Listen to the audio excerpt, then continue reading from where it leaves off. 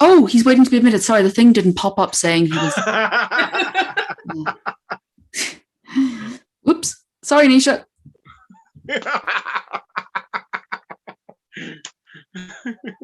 Tis yourself. So we are now on the yoke, on the majig. There we are. Yep. Okie dokie. On the chew of you. The chew of you. Yes. We should probably start this thing properly. Sorry for not admitting you, Nisha. The thing didn't pop up, so I didn't know you were waiting. You're grand.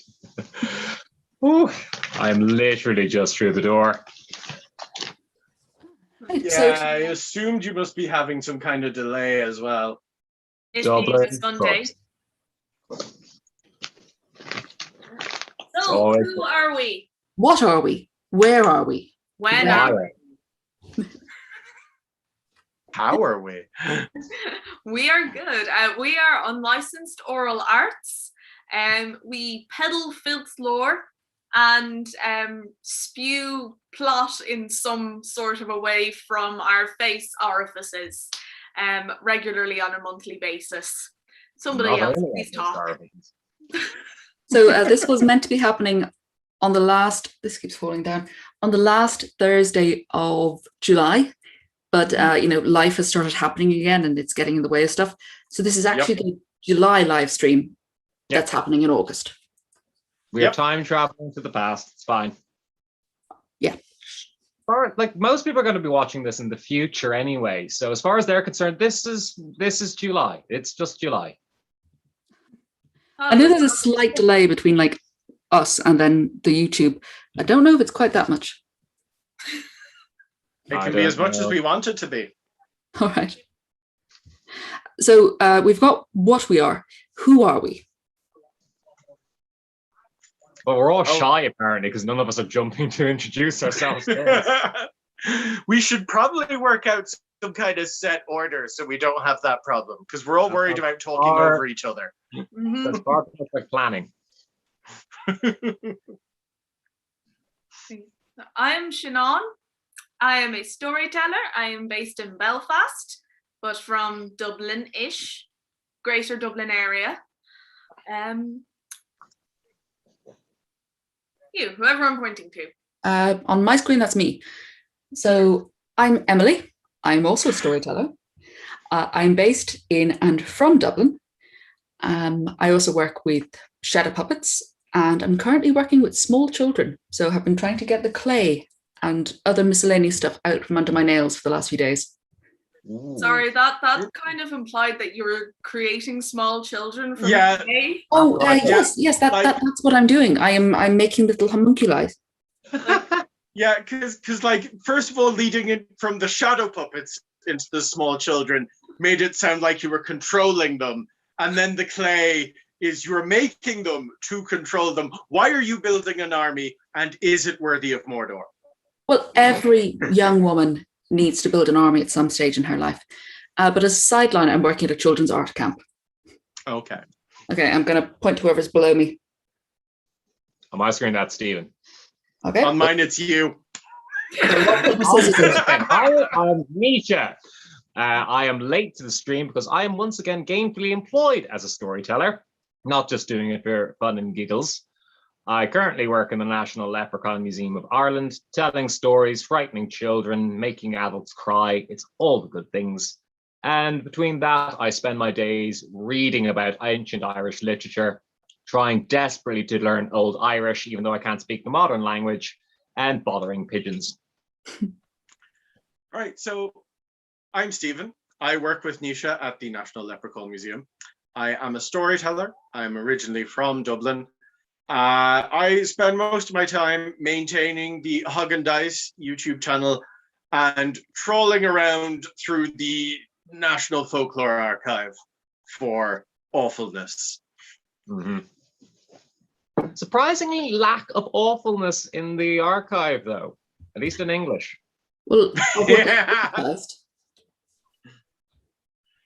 Yeah. I'll work on Taigo Mercada's stuff. I think there's some awfulness in there. I can tell.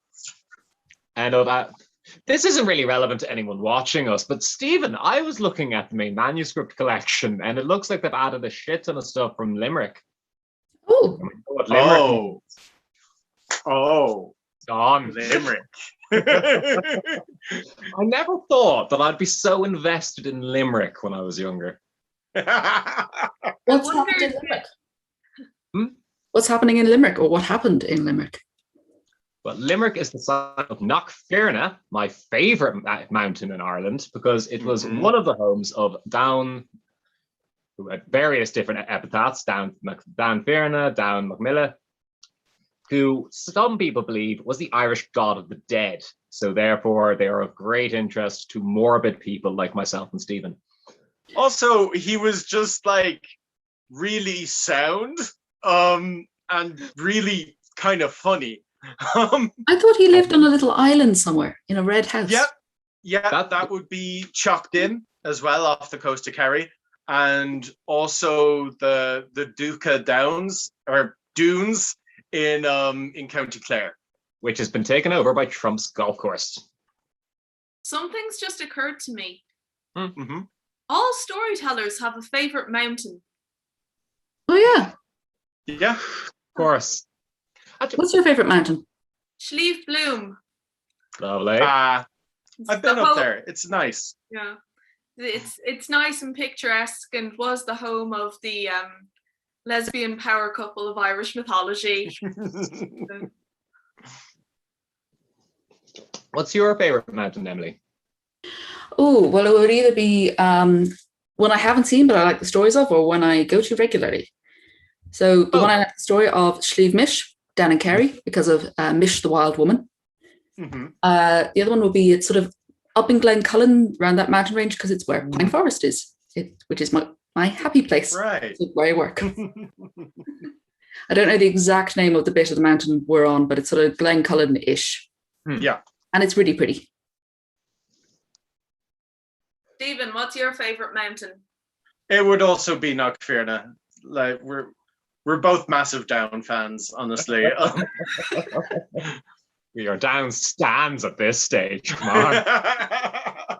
And we recently figured out that Down is actually alive and well in modern Ireland. Hmm? Michael, Oh yes, yeah, I remember. He- Michael Down Higgins. he's from Limerick. He's a lovely, lovely man, takes care of people, and I'm pretty sure he can control the weather. I'm just saying, I heard Michael D saying something about there being sunshine today, and it's sunshine outside. He's also warned us about the Azure highs coming in, and we had the blistering heat. He's either reading Met Erin or he is a god that controls weather.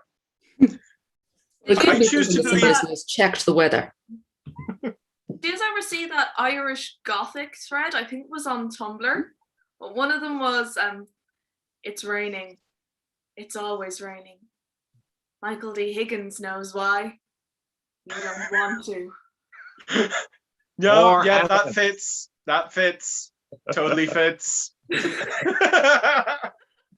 there's also, if you, I heard this from Nathan, if you burn ferns, it'll start to rain. So is anyone burning ferns? I have heard that actually before. Yeah. Good. I I was going to can't say remember that where. could be a Nathan fact. Yeah, no, yeah. I was going to say as well until I heard it. I was like, okay, no, I think that's a thing. So, the rain almost killed some of my flowers, though, so I'm a bit sick of it. It almost drowned my lavender. No, I had to rescue it and like dry out the soil, and then I realized it was actually because I used cheap pots with no drainage. But still, Oh no. I think we've been talking about the weather for about 5 minutes now. I think Yeah. we should probably move on to some Mountains. stories. So, Sinead, as you were the first to introduce yourself, would you like to start us off? sure, yeah. So this is a story that I haven't told publicly before, but I really like it, and I've been wanting to tell it forever. And it begins, as a lot of stories do, with a king and a queen and a kingdom. Now, as these stories usually continue, there came along a little baby, a girl. Now, the king, the queen, the kingdom, and the baby were all very happy. You see, this kingdom was particularly wealthy, and it had one main export: gold. For the kingdom, it didn't have any mines or anything like that, but it did have a very particular creature.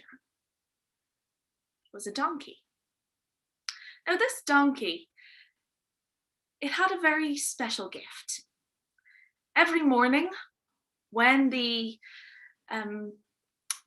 stable hands would come in to muck out the donkey, instead of a steaming pile of shit in the corner, they would find a shining pile of gold. So every day, the stable hands would come in, they would muck out the donkey, and then come back the next day and do the same. Now, this donkey was the best kept equine creature in the world. And everything was pretty okay. The donkey shit gold, the king and queen were happy, and the princess was a bubbling, bonny young little baby. But these stories never usually continue in such a nice manner. See, the queen, a fever came upon her. This was a fever that no doctor, no quack, no witch woman, no one, not even the donkey's shit, could cure. It grew worse and worse. The king spent days and nights beside her bed. He held onto her hand tight. And one day, she sat up for the first time in weeks. She drew his head close and whispered in his ear, "I'm going to go now, but please don't marry anyone unless they are as kind, as wise, and as beautiful as me." And with that, she let go and exhaled her last breath, happy in the knowledge that this was an impossible task and that her husband would never remarry. And of course, the king, well, he went into mourning, but according to his courtiers, he went into mourning for a little too long. They decided it was high time, after about 3-4 months or so, to find him a new wife. Now, they brought every eligible woman before him, old and young, widowed, divorced, but none of them were quite right for the king. They were either not kind enough, they were a bit dim, they had a lovely personality, so they didn't quite fit the bill.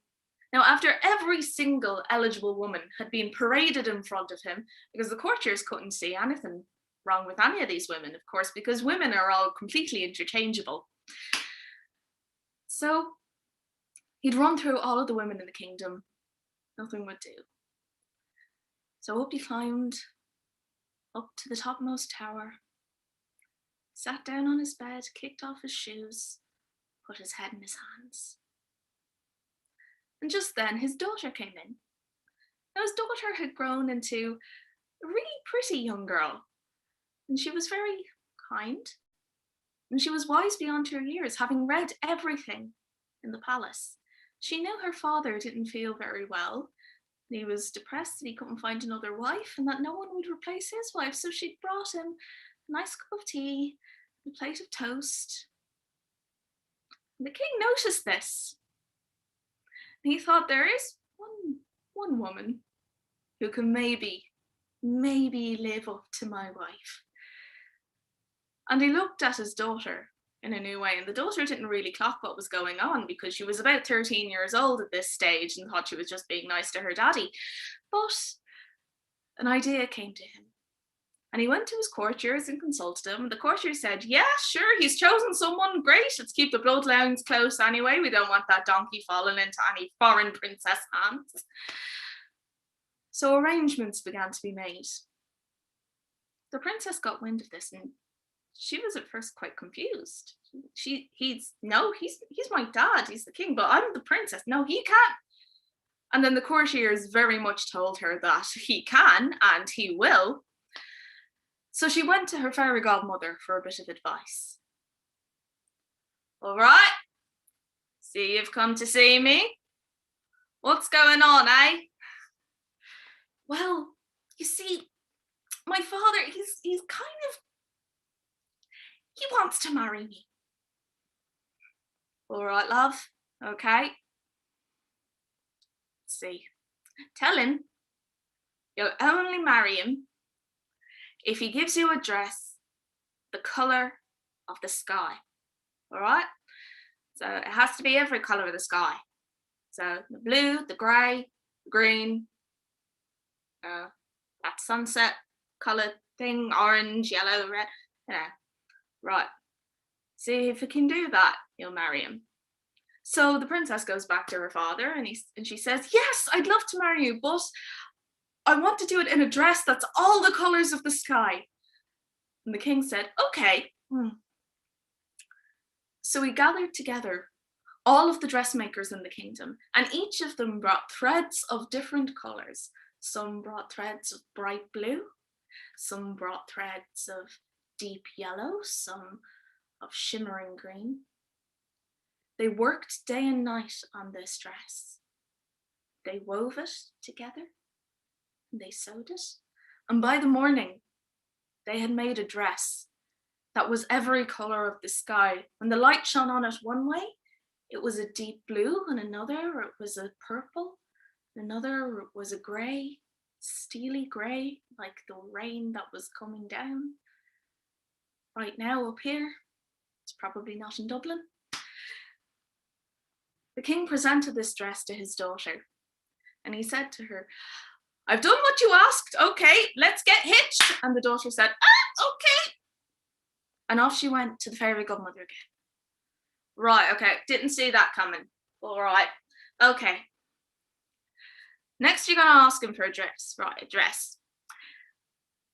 That is the colour of the moon and that shines like the stars in the night sky. And the princess said, are you sure he's not going to be able to do that? No way. No, no, can't do it. So off she goes back to her father and she says, Father, I'm really excited to marry you. You know, it's going to be great, brilliant shindig. But I've changed my mind about the dress. I now want one, the colour of the moon that shines like all the stars in the sky. He says, okay. And he gathered together all of the blacksmiths and the silversmiths in the kingdom. And they had a look at the dress. They said, okay. They wove tiny diamonds all through the fabric. And the blacksmiths crafted thread that was light as a feather, but a shining pale yellow, like the moon. They wove this dress and worked for days and nights, and on the morning that it was done, when the princess saw it, she could see that it did. It shone like all of the stars in the sky and was the colour of the moon. And off she ran again. All right. I'll admit that was a good one. All right, but okay, this one he won't be able to do. Not a chance, right? Don't know what this accent is. So the girl runs back and she says to her father, okay, there's just one more thing that I need, just one more thing. I need a dress that shines like the sun. Nothing more, nothing less. It has to shine like the sun. And the king said, So he gathered together all of the scientists and all of the jewelers, and they began to work on a dress.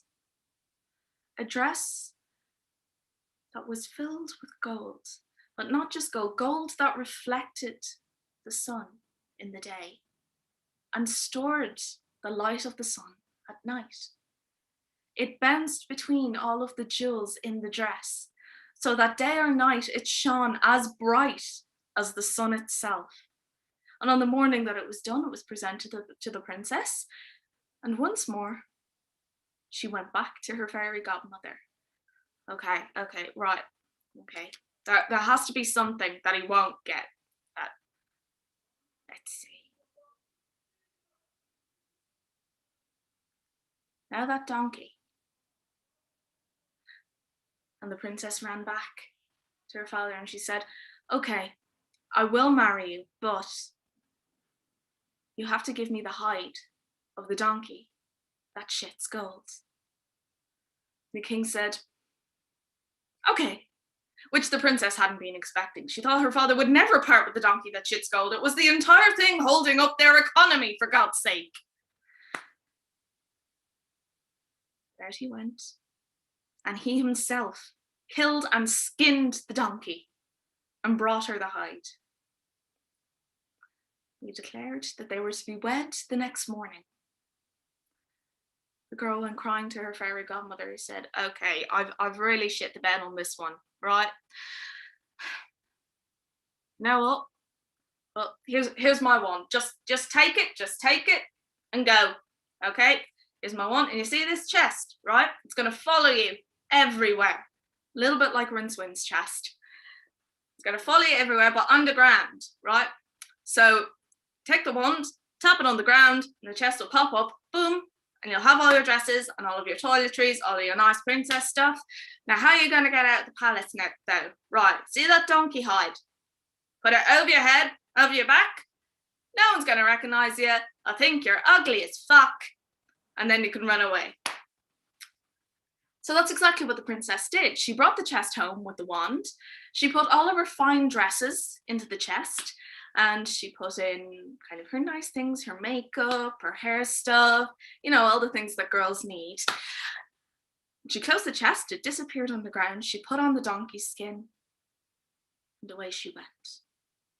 She kept going, and every time she'd pass a village, people, well, they'd look away when they saw her, which was fortunate, because if they had looked, they would have seen the princess that the king was so desperately trying to find. She kept going and going and going until she ended up in another kingdom entirely. Now, where she ended up was a palace. But it wasn't like a full-time palace. It was a summer palace, you know, where the rich people go to look at their peacocks and, you know, lounge about on sun loungers. I'm not quite sure how royalty do these things. She got a job in the kitchens there. Now, all of the staff, they didn't really like her. They saw her as this dirty, grubby little thing that always went around in a donkey's skin. But she had her own little room, and she did her chores diligently. And then the summer came along.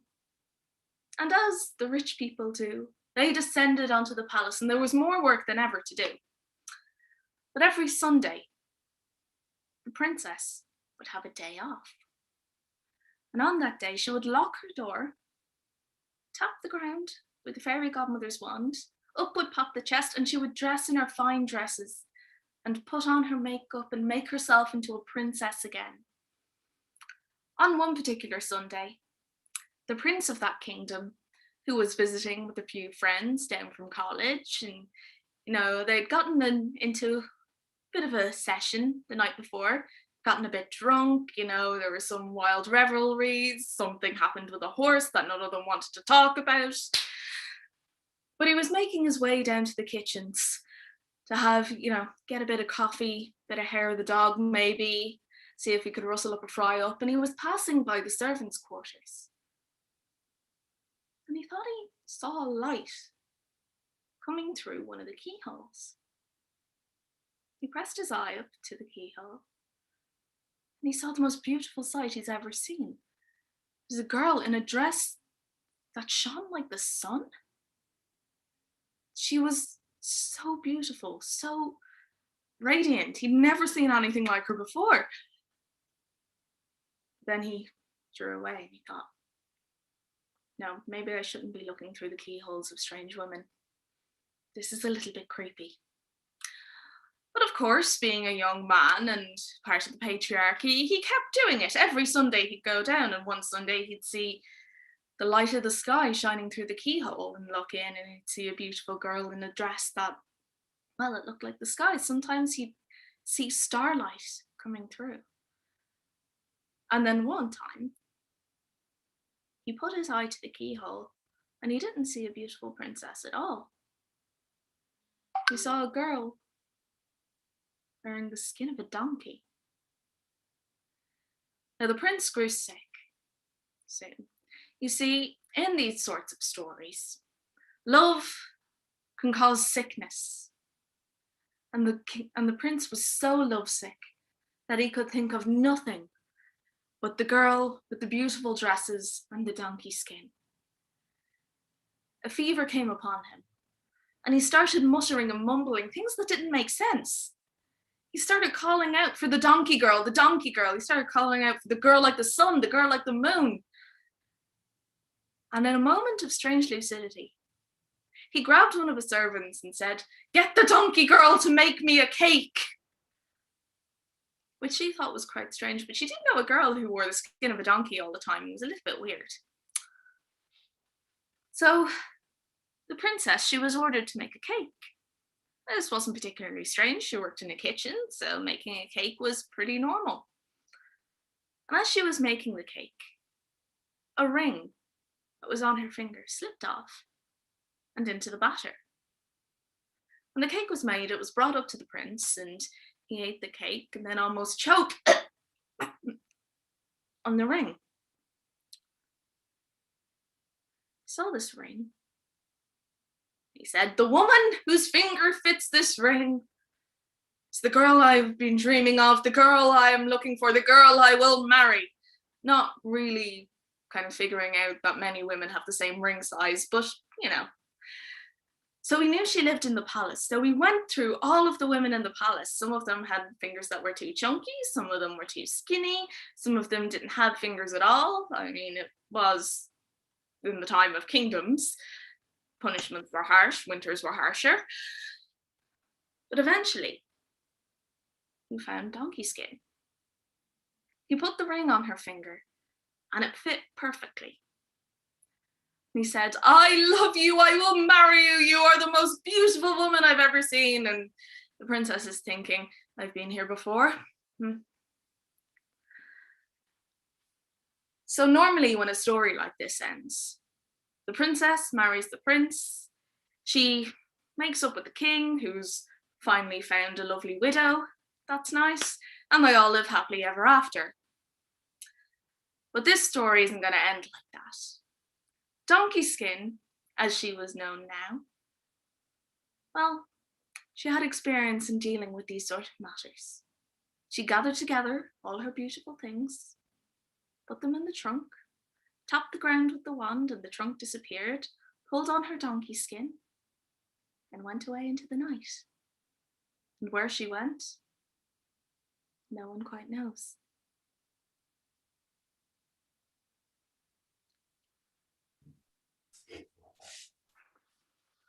So, I think the fairy godmother was Australian. I'm wrongly getting New Zealand. I was trying to do Cockney, and then it went into Australian, New Zealand sort of territory. I thought the fairy godmother was Vinnie Jones. But just a couple of things. I'm fairly certain the king had his wife killed so he could fuck his daughter, because there is no way you're that determined to make that happen unless you've been thinking about this for a while. I mean, to make sure the kingdom was ready for it. So if he waited for fucking years, it was like, lads, like, I really don't know. I can't find anyone that's actually matching my wife's specifications.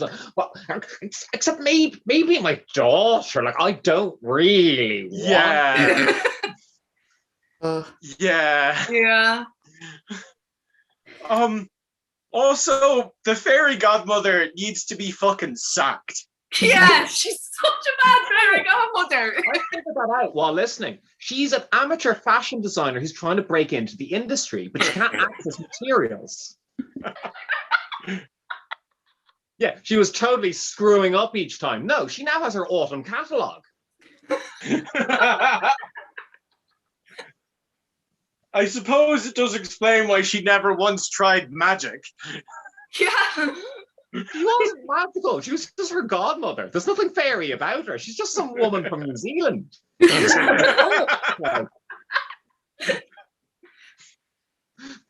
Like, why do you keep calling me a fairy godmother? Is it because I'm gay? No. But no. But if she's from Australian, like maybe people were confusing Underworld with Down Under. I think so. Yeah. Yes. The land of XXXX.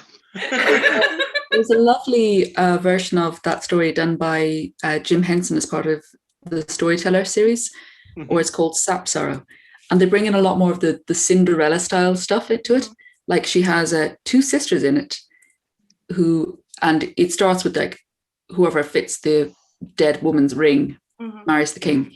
And the 2 sisters really want the ring to fit them, which is really weird because the king is incredibly reluctant and like, can we like not do this? Maybe I'll just, be single for a few years. But 2 out of 3 of his daughters like, no, we want to marry you. That's Yay! We want to marry you, then smother you with a pillow. the ending of the story always really bothered me. Oh. Like initially. So it changed the ending. Usually like she marries the prince and she becomes queen and he's king, and then she reconciles with her father who's found someone else. But yeah, literally just like left that trap and she falls into it again. Like, yeah, no. She doesn't even know this guy and he's like, I'm gonna marry her. I'm gonna marry you. At least the other one she knew. Like, he knows her pretty well at this stage. I mean, he's been spying on her through the keyhole for quite a while. Yeah. Again, that's why I prefer the Jim Henson version, because these guys, they get to know each other and are both incredibly rude to the other. Ah. Like, you're in a solid relationship when you can insult the prince. Yeah. There was a Russian version of it. Dynamic. There's a Russian version of it where coins actually fell out of the donkey's skin when she wore. So she like makes her way in the world with the coins that fall out of the skin. Andy? Yeah. But it reminded me of that, that it's the Irish story where he's like, oh, what? So the guy, he kills the cow and then puts coins in it, in the hide, and he's like, oh yeah, this hide like drips coins, you can sell it for whatever. What was that part of that Hutton and Dudden? Hutton and Dudden, that's it.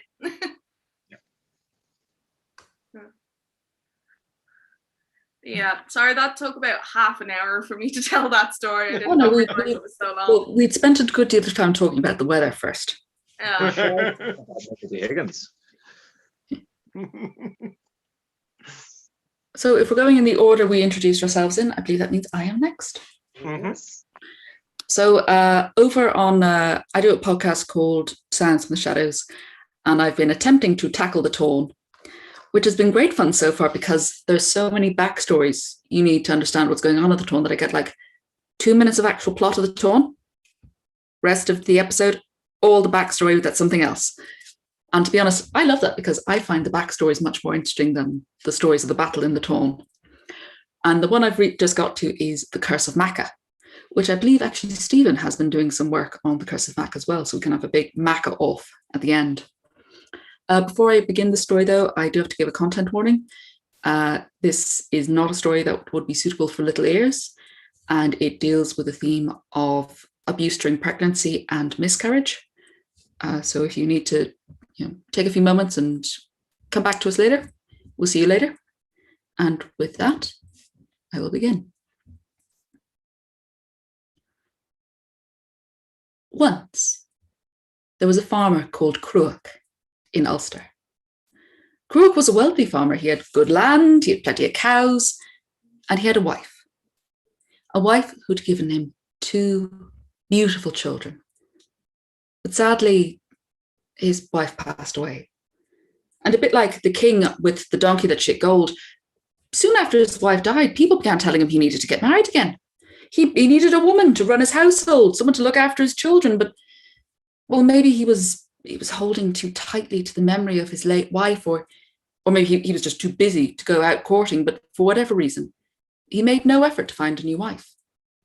And a year passed, then 2 years, then 3. And one winter's night, he was sitting in the house.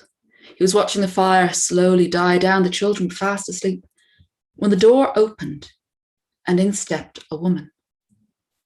A beautiful woman, an otherworldly woman. She had summer on her lips, she had starlight in her hair, and she stepped into his home as if she was stepping into her own home. And just as if she was in her own house, she began to go about it, making it safe for the night. She took the foot water, the water used to wash everyone's feet. She threw it out into the darkness so no evil spirits could cross the threshold of the house. She went to the fire. She banked it up, making sure it would burn safely, keep the house warm, keep the house lit. She went over to the children. She tucked them up, brushed their hair out of their faces, kissed them goodnight, made certain they would have good dreams. And then she went to Cruach's own bed, took off her dress, lay down, and waited.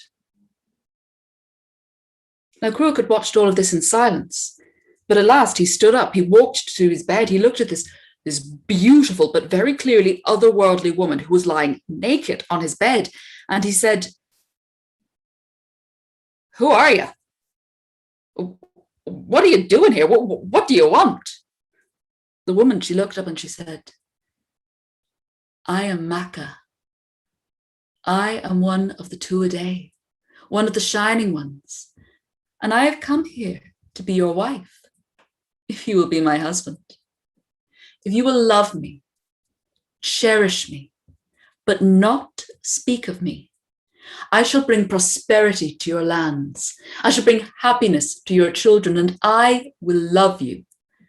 All I ask is that you love me, cherish me, and do not speak of me."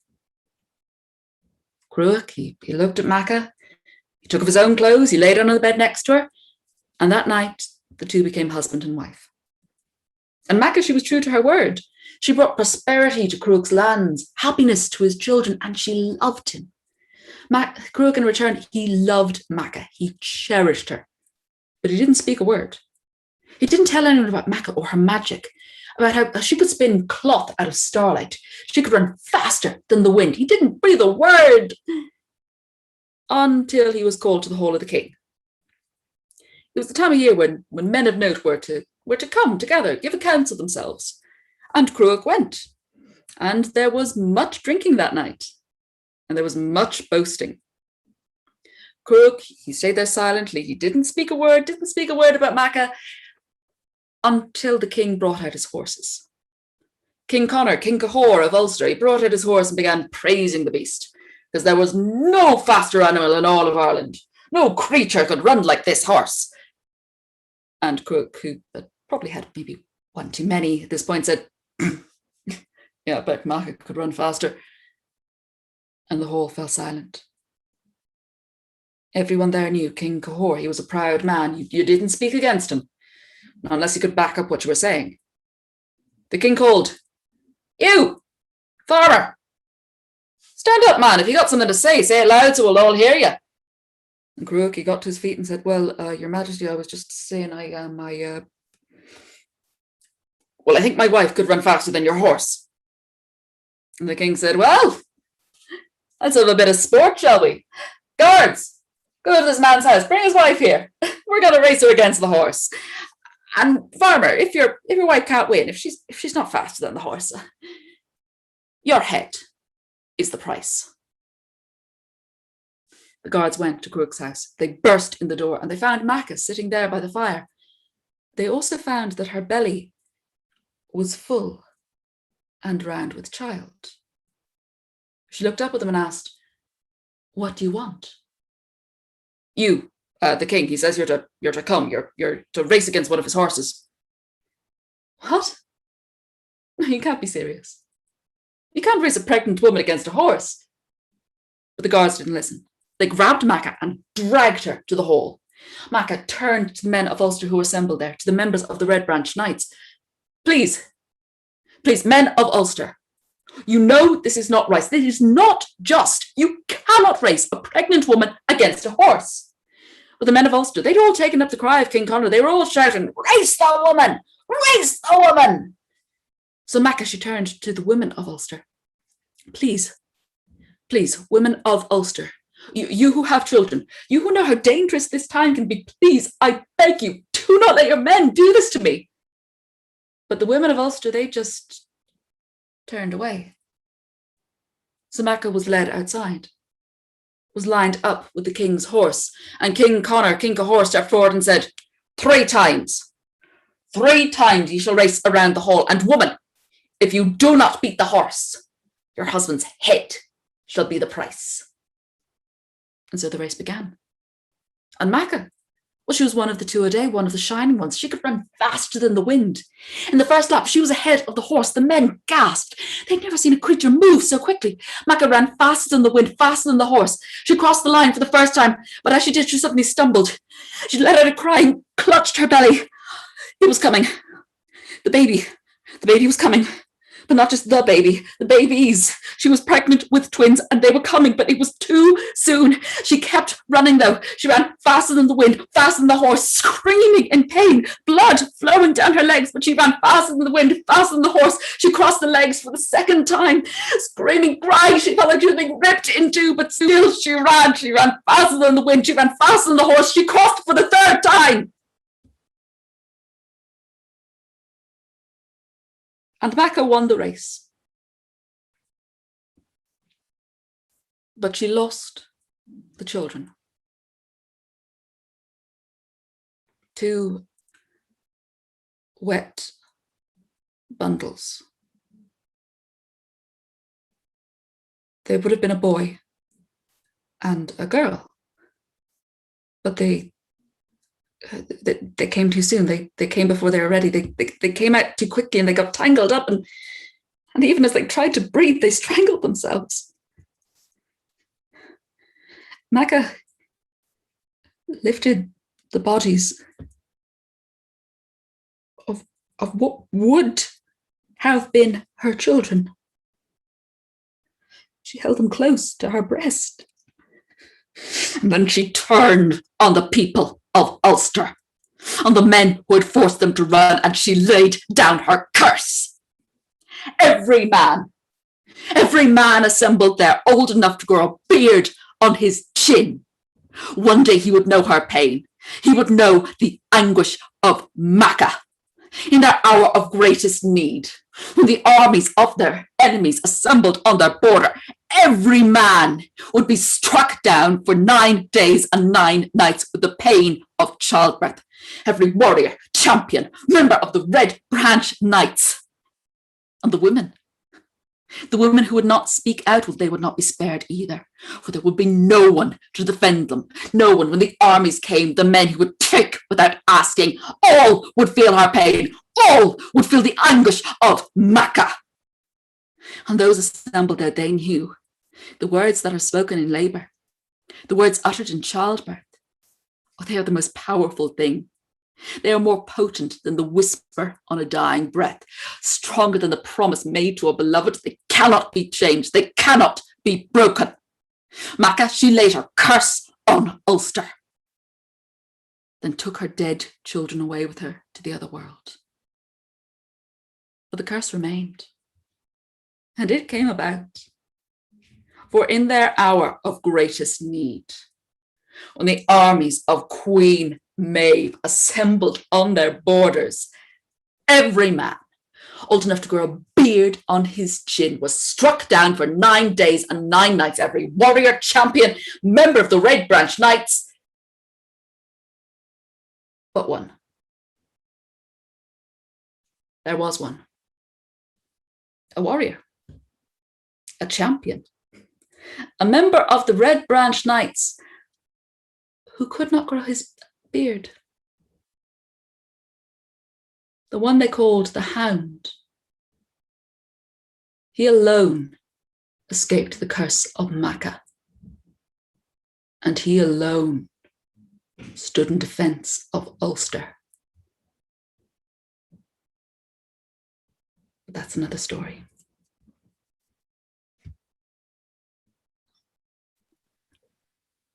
So Just got there's something. an in my eye. opportunity there to have a band of women warriors defend Ulster.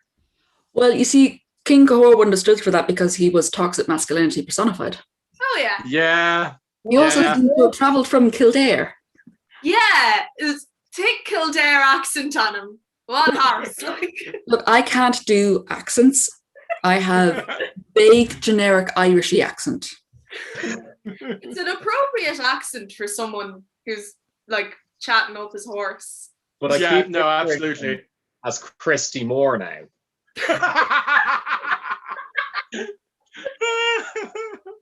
But no, Cahor is an absolute ass. Good God. Yeah. Ugh. And There's it some- was one the of one that the early Irish Christians picked to go, yep, he's going to be our Christian pagan, Yeah. or good He's pagan. so upset by Jesus' crucifixion, he died. I do like the idea that depiction of Cahor began as a hatchet job by the O'Neills because he was from their rival family. Yeah. But it stands. It's not an anomaly. Like I found it several times being talked about. Yeah. It's very odd when Cahor is an absolute cunt in this. Sorry for the language, but they're like, but sorry, didn't he kill Naoise and his brothers as well? I take this very personally. Didn't he rape Dear. Maeve at the wedding of her sister? Yep. He's not a good guy. Possibly have an incestuous affair either with his own sister or his own mother, possibly both. Oh, The Definitely. entire Very thing, green. the entirety of Deirdre and the Sorrows. Yeah. Yeah. When are we getting our Cahor as a dick t-shirts? Soon, along with the Fergus can find the clit mug. But there's a thing I've heard, which I want to run by you guys, see if you've heard it to know, is this something like a storyteller made up to add to how awful Cahor was, or is this an actual thing? I heard someone say that he instituted a sort of droit de seigneur, that when anytime one of his nobles or knights got married, he could go, yeah, hang on a minute, I get to sleep with the bride first. No, it's there. It's very much so there, because it comes up where after Cuchulainn marries Emer. And rightly so, Cahor is like, oh shit. Cuchulainn's going to kill me if I actually do this. Like, he will literally kill me. This is about the only thing that will make Cuchulainn turn on me. So tell you what, I'm gonna lie down in the bed next to Emer, but there's a sword between us. There's a sword between us. Nothing's going to happen. Look, neither of us were cut. I didn't do anything, Cuchulainn. You're not going to kill me now, are you? Yeah, because no one can move a sword or, get on top of someone else. Yeah. That's foolproof. I don't know why they don't teach this as one of the main contraception methods. Like, seriously, it's 100% effective. I did see a hypothesis that the whole instance with Setanta and the Hound was intentionally orchestrated by Cahor to test Setanta. It was totally my belief that he was trying to kill off his nephew. Yeah. It's not the only time. There's also one when he goes off to fight some of the Leinster men and his army actually gets slaughtered. Cahor gets trapped in the battlefield. An 8-year-old Cuchulainn, before he even becomes the Hound, has to go off and rescue him. And Cahor won't even agree to come back until he gets him some roast beef. Yeah, I remember that. He's just there in the battlefield going, I couldn't possibly go any further, Cuchulainn, unless you get me something tasty. So we can all agree, Cahor MacNessa, absolute bastard. Awful. So, but Stephen, you've got some Macca stuff. I just saw I saw on sort of a snippet of your Patreon that there's more than one Macca. Yeah, there's like 5 Maccas, or potentially 5 Maccas. They're all mentioned at different points, usually quite obliquely. I think one of them is supposed to be one of the Marigna, the Morrigans. I do think Macha from the story you told is like the Ulster version of the Morrigan. But there's something I've been looking at recently, and I might want to go back and redo my stuff on Macha because of it, is water horse stories are very similar to Macha's story. Well, don't do this one thing I specifically told you not to do. Kind of, yeah. Like, because Macha originally, she comes up out of a lake to go into the house. So do the water horses. They come up out of a lake. What happens is there's a farmer who really needs a horse to do something specific. And then he goes off to go buy one and happens to see one come up out of a lake. Goes, grand, that'll do. Then the horse is amazing, does the job instantly, and it drastically improves the farmer's life. Then the farmer does the one thing he's not supposed to, and the horse turns on him and usually drowns him and sometimes eats him. Well, that's kind of interesting tying it, because the thing with like ancient kings of Ireland, you were married to the land, so you had to, dig a hole and plough your field. Yep. But the kings of Ulster, for reasons best known only to themselves, also had to get with a horse. I think that ended up being apocryphal. Oh, okay. I can't remember exactly where I read it, but all right. Well, I think the problem with that is that so much of the scholarship done on that was in the early period of both the Gaelic revival and then the Irish Free State. So at the time, they didn't really like announcing to the world that as a nation we once fucked horses. But as a nation, we also once fucked fields, or no, only certain men. Yeah, but there is evidence if you go for the Indo-European stuff of that kind of ritual going on. Oh yeah, there's loads. Go on. Oh, no, I was just saying, yeah, there's loads of that sort of symbolic marriage. Yeah, Which, to me, because also it comes up in Gerald of Wales's Topography of Ireland, and he was the first person who really made a career out of hating the Irish people. Yeah. So so his account is quite biased, but the thing is that one very specifically he mentions he didn't see it, he heard it. So to me, I think it was possibly they used to do this thing, and symbolically we still do it. And he's like, I'm going to leave out symbolically. Mm-hmm. Yeah. I think there's a good chance that it wasn't still going on when he wrote that, but it did definitely happen back in the phase when we were still cutting off people's nipples and throwing them in the bog. There were sexually implicit kingship rituals that did involve horses, but it was things like you'd drive your chariot between two stones and that kind of thing, which is the idea was that if the stones opened to let you through, you were the king.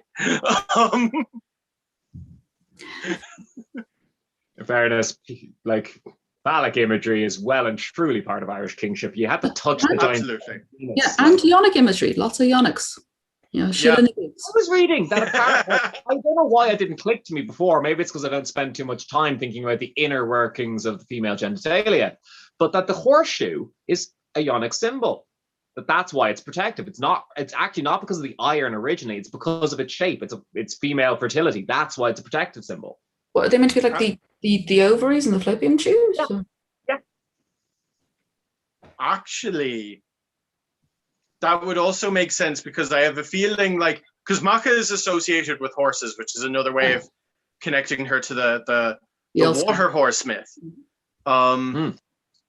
But the feminine association with horses, then going into horseshoes and everything, that makes sense as the reason why that would be there.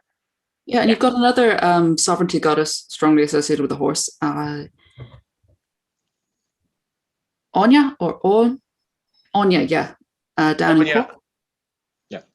And then in mainland Europe, you have Epona. Yeah. And Rhiannon. Yeah. Mm-hmm. Ladies like horses. I mean, I personally didn't go through a horse phase, but a lot of girls go through a horse phase. Yeah. So We're thinking about the water horses thing. The Irish word for the white foam on top of a wave is capilabana. yep, These like white horses. yep. And then there's So- also the Neve coming over from over the sea on a horse that may or may not be a wave, but is also yeah. So I think what we're getting at is that modern day horse girls are actually priestesses of an ancient fertility cult. Yeah. That's what I Yeah. take from. All right. Phoebe Belcher is Okay. the head priestess. I'm glad you brought this out. That makes perfect sense. I just want to say one more thing She's not about. groaning, she's praying. I want to say one more thing about why I love the Curse of Maca story.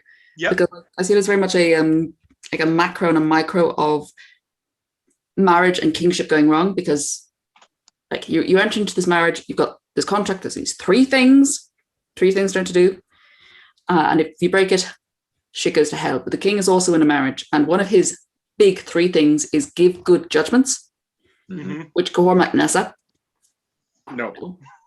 And so the king breaks his contract with the land, so ends his marriage with the land, and everything goes to shit.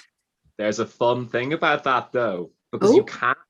Because in the stories, the people of Ulster knew he was a shit judge because they wouldn't let him make judgment. There's a whole thing where people of Ulster gathered together and went, shit, if he makes a bad call, we're fucked. So, Grahor, you're making no decisions, right, mate? Yeah, cool. That's why they left him in charge. Fergus was far too efficient a ruler. He was making judgments left, right, and centre. Well, Cahor was good when he was listening to his mother. When basically his mother was ruling from behind the throne, things were fine. But as soon as he hit puberty and he stopped listening to his mum because he was too cool. She should have taken charge. She would have been a far better ruler. Yeah, Ulster wasn't ready for a queen though. The other thing is though that because Macha is a sovereignty figure, Crother was technically married to her as well. Polyamory. Well, I more mean that like in making a bad judgment and betraying his marriage to the land, he's also betraying his marriage to Macha in the same way that Cruach was. Yeah. So he's doubly wronged her. Mm-hmm. Yeah. And that's why he ends up getting a brain ball lodged in his head. Calcified Thinking brain about the of horseshoe as Musketeer. the Ionic symbol. Mm. I suppose Mhm. kind of looks like a vulva if you're facing it head on. What do you mean head? So right, Okay, which way's the belly button but pointing? like so the girl is lying down like this, and the legs are out like this, and you're looking face forward at it, and it's And she's looking up, thinking of England. yes, yeah, as if you're about to eat her out. Yeah. Yes, this is another reason we said little ears shouldn't be listening. At this stage, people should know. Yeah. No, in fairness. Donkey shoes, I think, actually hit it a little closer because they're much narrower. Vulvas come in all shapes and sizes, Stephen. That's true. But it looks more like the how's the best way to put it? The kind of stereotype of a vulva. Okay.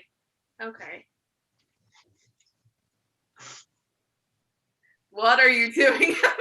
I'm being different horseshoe vulvas.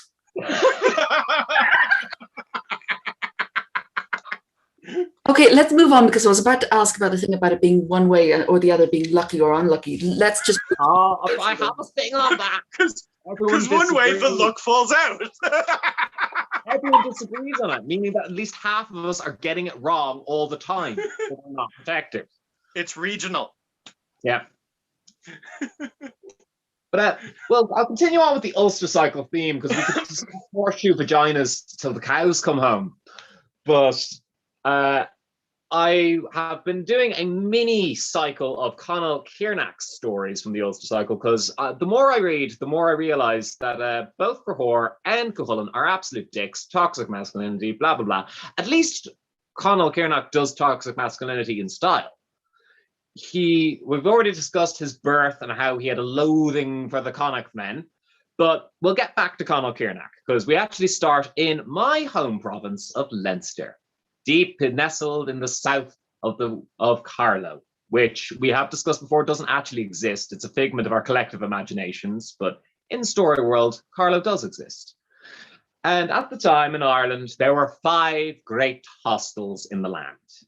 The one owned by MacDaho in the south of Carlo, one owned near Lusk in Dublin by Fergal Manach, Fergal the Wiley, one in Breffni, another place that doesn't exist because it's modern day Leitrim, owned by MacDaho, and one owned by MacDurry in, I believe, nearish Roscommon, near modern day Athlone. But the one we're concerned about is MacDaho's. It was said to have 7 roads leading up to the hostel, and each road led to one of the 7 doors into the hostel.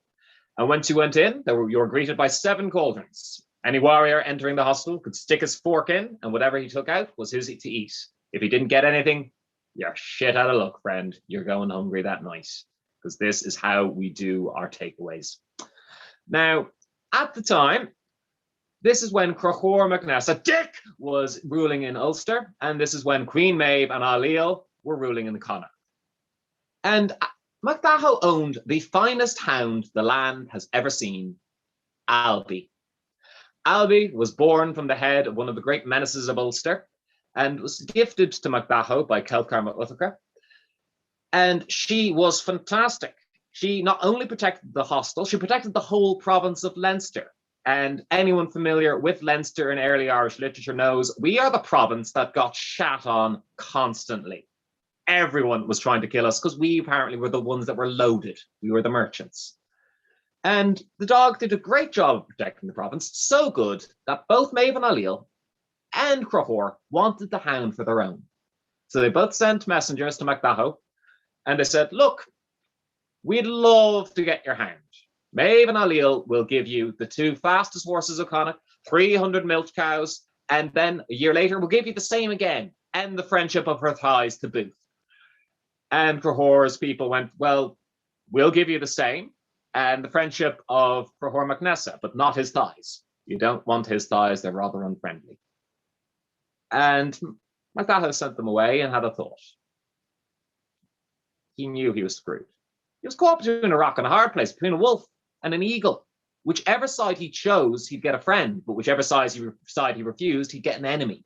These are the 2 most powerful provinces in Ireland. He couldn't afford to make an enemy of either one. He started getting stressed out. Clumps of hair were falling out. He couldn't eat or drink for 3 days. And his wife noticed he couldn't even sleep at night. So eventually she turned to him and asked what was bothering him. And he explained, how can I possibly get out of this situation? And she offered a helpful idea. Give it to both of them. Big smile spread across MacDaho's face. He went to meet the messengers from Connacht and told them, yes, I will give you the hound. Go and tell your masters to come to me in a month. Then he went to the people of Ulster. I will give your king the hound. Come to my house in a month. A month passed, and at the exact same time, Maeve, Alleel, and all the finest warriors of Connacht arrived at MacDaho's. And at the same time, the men of Ulster, led by Crochor MacNessa Dick, arrived at MacDaho's hostel. This was tense. This is pretty much like circa Bay of Pigs invasion, Russian and American diplomats meeting. Not good times. You could cut the tension with a fork. But nothing happened just as yet. They all pretended to be buddy-buddy. MacDaho invited them in. They all sat down, and MacDaho got the feast going. See, for the past year, he had been raising this pig. This pig had been fed from the finest milk and was now the size of a house. It was led in by 12 oxen and deposited on the great banquet table, and you could practically hear everyone licking their lips. But now there was a bit of an issue. Alleel, surveying the pig, said, who's going to cut the meat? This was an honored position. Everyone wanted to cut the meat. And no one knew quite how to divide it, until Brickcrew of the Bitter Tongue suggested that they boast for it. Whoever had the greatest claim as the greatest warrior would deserve the right to carve the pig. And suddenly the hall was erupting with boasts and claims. There were everyone saying, oh, I've killed this many Connacht men, I've killed this many Ulstermen, until eventually Keth MacMagach got up, walked over to the pig, sat down, grabbed the carving knife and said, look, guys, I am the finest warrior in all of Connacht. I have slain more Ulstermen than I can count. If any of you think you can match me, come at me.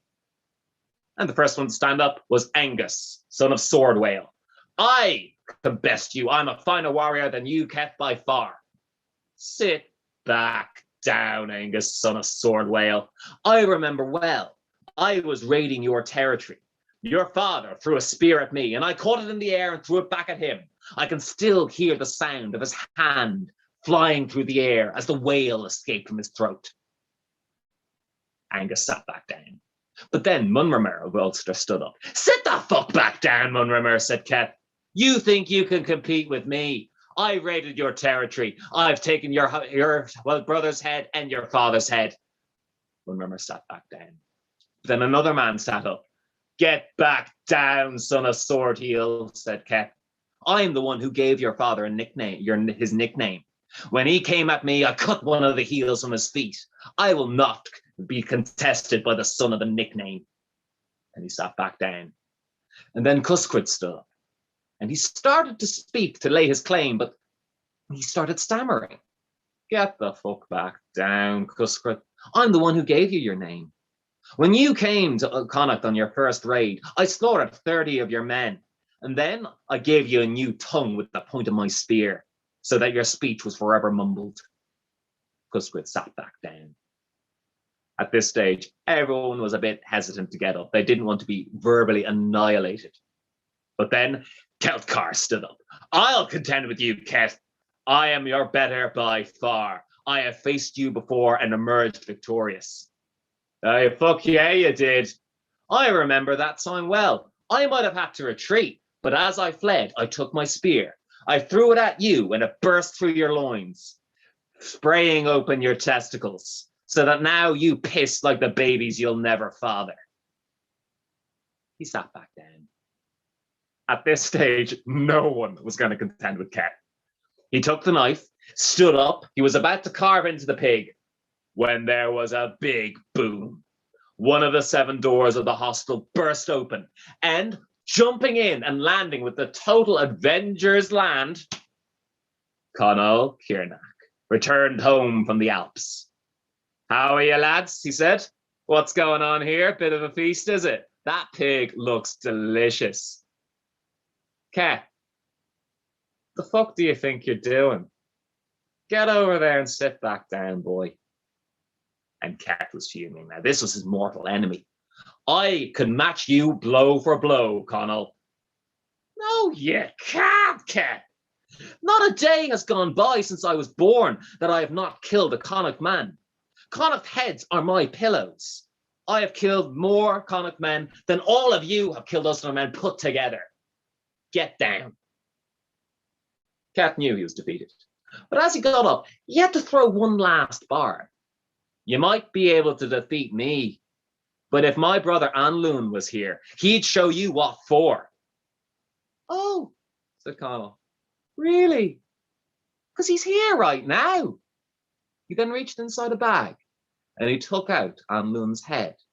He threw it at Keth so that the blood from his brother's neck splashed on his lips. He sat back down in silence. Conall Kieran went up to the pig and started carving. He started munching on the pig's tail as he divided the meat. He only gave 1/4 to the Connacht side. They started grumbling and muttering and mumbling. And Conall looked at them. Oh, I'm so sorry. I didn't realize. Did you want some more? He then took the pig's arse, threw it at them so that the arsehole landed on Aliel MacMaddoch's nose. And that was it. Everyone leapt to their feet, drawing their weapons. It was a bloodbath. It was said that over 2,000 men perished that day. The blood flowed from the hostel like 7 rivers down the 7 roads leading up to it. And that was when MacDahau struck. He released the hound and let the hound choose which side he wanted. And for some reason, it sided with Ulster. Maeve and Aliel legged it. They ran outside to their chariot, but they couldn't find their charioteer anywhere. So Aliel took the reins, and off they went. But then Maeve looked behind her, and she saw Albie was hot on their tail. They tried to go faster and faster, but it was no good. The hound was gaining on them, gaining on them, gaining on them. When Maeve just thought, fuck it, she took up a spear, cast it at the hound, and it pierced it from brain to arse. And thus died the greatest defender of Leinster. Which leaves only one small thing. Where was their charioteer? Well, he actually had a much better plan. Because as Crochor MacNessa was heading home in his chariot, he heard a little rustling behind him, and then suddenly there was a knife at his throat. Tír Loga, Aliel and Maeve's charioteer, had him, literally, by the balls. Now, Crochor, you're going to take me back to Ulster. And when we get there, you're going to assemble all of the women of Ulster. And you're going to command them to sing nice songs about me for a year and a day. And so it was. And that day, Ulster and Connacht knew utter humiliation.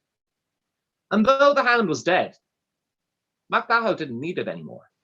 Because the tale of what had happened at that hostel spread far and wide.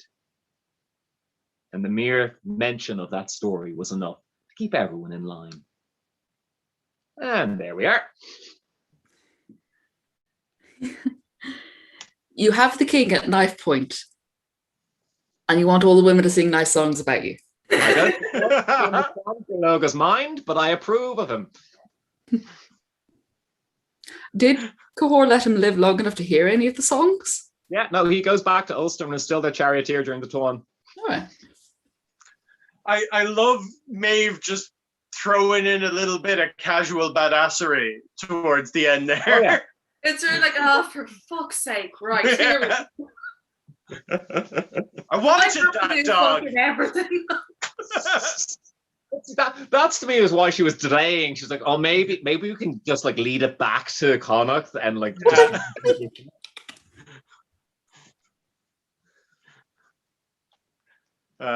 Excellent. Mad story. Excellent. I love that one because people are still convinced of, oh yeah, that's probably a parody of the general Ulster Cycle heroic tales. It fits in with the comedy of the Ulster Cycle. No, it does. It does. Yeah.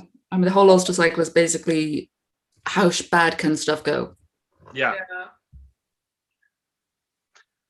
Yeah, I think Ulster Cycle is a lot of fun. Like, even like mythological cycle can be really serious about itself, but like Ulster Cycle, it's like, it's goofy. Mm-hmm. You know, like there are serious bits in it, but like there's somewhere it's just like, this is just fun. It's very Tarantino. Yeah, that's it exactly. Yeah. It's. So has anyone sent Tarantino a copy of the Táin and told him this could be your next big picture? Possibly, but he'll end up cast. He'll cast Uma Thurman as Queen Maeve. Oh, he'll cast Steve Buscemi as Crochor MacNessa. Perfect. And he'll show Maeve's feet in every second scene. No, Cuchulainn's feet. There's a lot about Cuchulainn's feet. There is. That's true. There's going to be this long foot massage scene. Like when the pillow talk is going to be Aliel giving Maeve a foot massage. Yeah, no, it is 100%. Long lingering shots of the toes.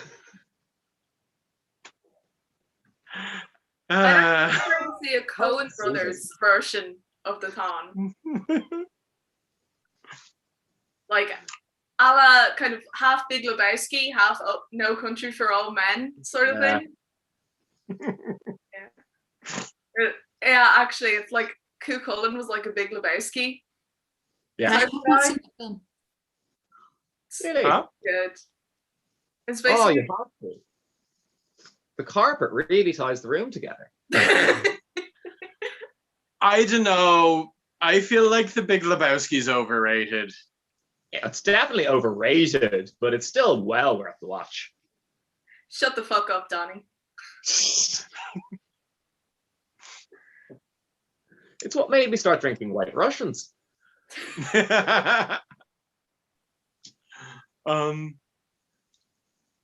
All right, so I think it's fallen to me to do the last story of the evening. Now, I'm not doing anything mythological, because we appear to all be doing something at least mythologically dated, I'd say.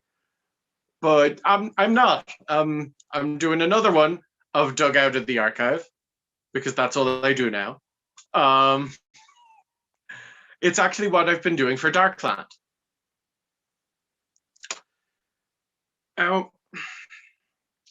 roughly 200 years ago in Ireland, and long before that as well,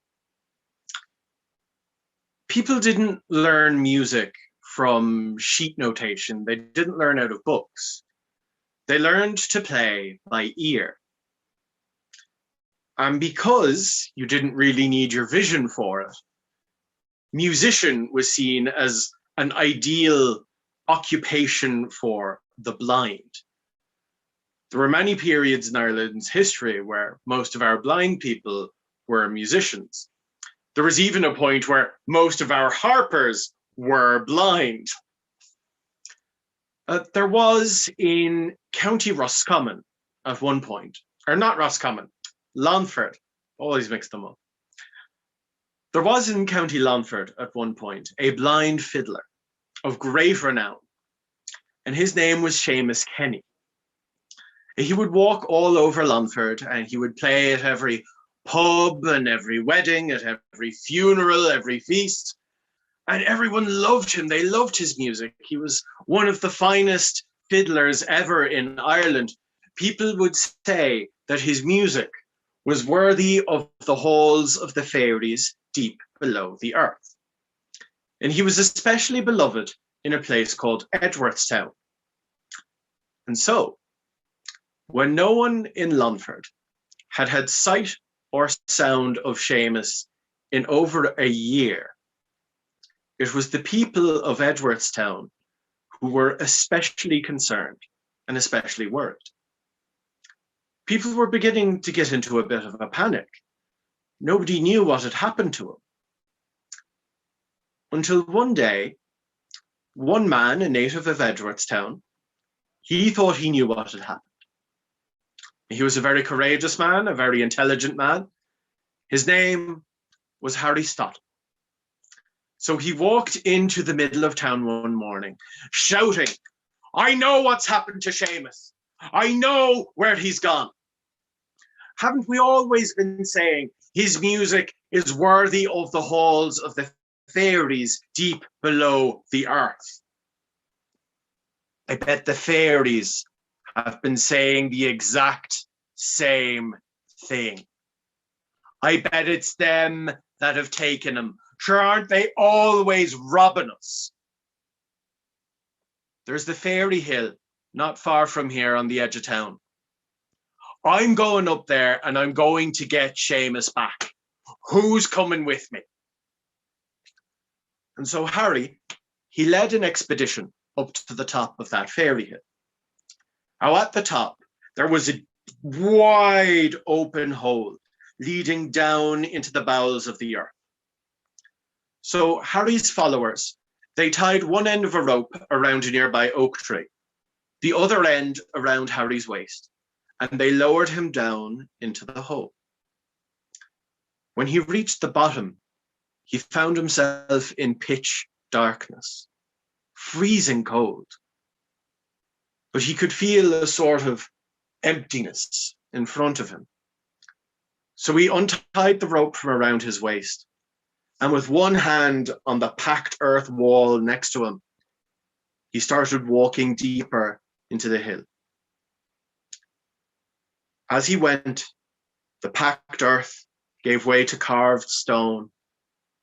The stone gave way to metal. He found himself in a wide open chamber, dimly lit with walls of bronze. And there he could hear music. Faintly, the music of a fiddle. So he began to run deeper and deeper into the hill, following the sound of the music.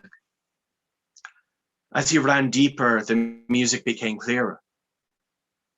And he recognized it. He knew the sound of that fiddle. He knew that playing. That was Seamus's fiddle. That was Seamus playing. So he ran faster and faster, deeper into the hill.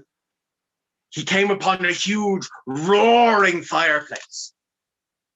And next to him stood Seamus, playing the fiddle. And seeing him, Harry, he ran and he threw his arms around his friend and he shouted, Seamus, Seamus, thank God I found you, thank God. We have to go now, we have to go back to the surface. But Seamus said nothing. He didn't make a sound.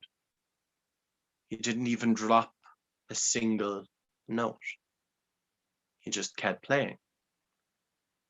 Harry pleaded with him and pleaded with him, but Seamus wouldn't respond. The only response Harry got came from behind him in a low, threatening voice. What are you doing with my fiddler? Harry turned around, and to his dread, he saw the most gorgeous woman he had ever seen in his life. She was clad in a flowing dress of green silk.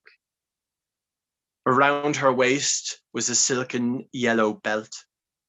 From it hung a golden scissors, razor sharp, huge and ornate.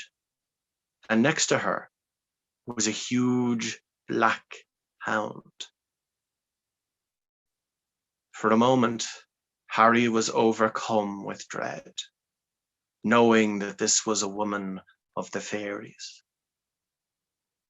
But eventually he steeled his courage together and he roared at her. This is not your fiddler. This is Seamus Kenny, a man of Longford, and I have come to bring him back to the surface, to his friends and his family. And at this, the fairy woman smiled a smile like a shark's, a smile like a crack in ice. If you keep roaring like that, she said, you're going to make my dog very angry. And if my dog gets angry, I won't be able to control him for very long. Harry looked over at the black hound. It was snarling and bristling. It seemed to be growing even larger before his eyes. And he looked back at Seamus. He thought back to seeing Seamus play in Edwardstown. Back then, Seamus, he would sway back and forth as he played, tapping his foot, always smiling and laughing. But here, he didn't move a muscle other than what he needed to play. He scarcely seemed to breathe. And Harry, he thought to himself, is it even worth it? Is that even really Seamus anymore? Is he even alive? And so he says to the fairy woman, fine, I'll leave you with your fiddler. But please, I at least need to bring back some token, some proof that I found him. And she smiled again, this time warmly and gently, a genuine smile. Of course, she said, of course, I would never deny you such a token. I am not heartless after all. And so she took a red handkerchief from her pocket and the scissors from her belt. She walked over to Seamus. She took the hand that held the bow. She pulled out his little finger and she sliced it off with the scissors. Seamus, He didn't say a word. He didn't make a sound. He didn't drop a single note. And the fiddle that he cleaned and polished every day, that he guarded so jealously, he sprayed it with his own blood as he played. The fairy woman, she wrapped the finger up in the handkerchief. She gave it to Harry with her blessing. Harry, not quite knowing how to feel about this, did the only thing he could. He put the handkerchief in his pocket and he went back the way he came. When he returned to that dead end of the cavern, he tied the rope back around his waist and he called for the others to haul him back to the surface. When he reached the top, he explained what had happened, what he had seen, and nobody believed him until he pulled the handkerchief from his pocket and showed them the finger. And then they believed him.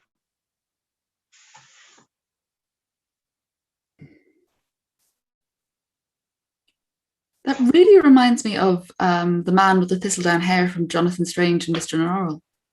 I still haven't read that. I really need to get around to it. Read it. I'd recommend getting it on audio because it's a thick tome.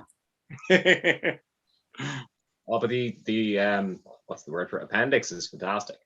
Oh yeah, the footnotes are basically other stories, and they're all like traditional folklore that she's then changed to fit this world. I could get both. Get both. Audio version. So I was waiting for you to finish the story there for you to start directing the tour group onto the woods. I know the end of that story super, super well now. I don't know the rest. I don't know the rest of it. Because I'm not sure if you noticed, but I keep sneaking up to like almost to the fairy hill.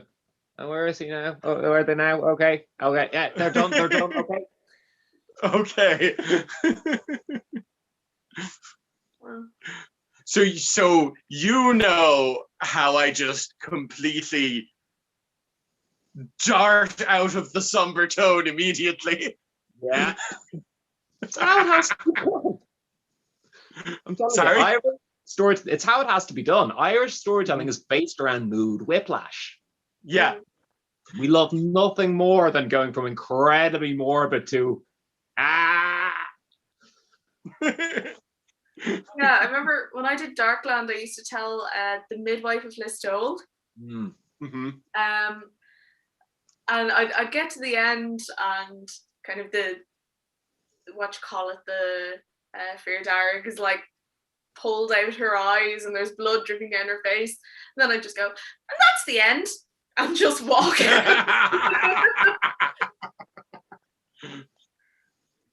I end mine with saying, and I think we all need a fucking drink now, don't we? How I usually cap that off is I get to and then they all believed him. Yeah. Right, that was a bit grim now, wasn't it?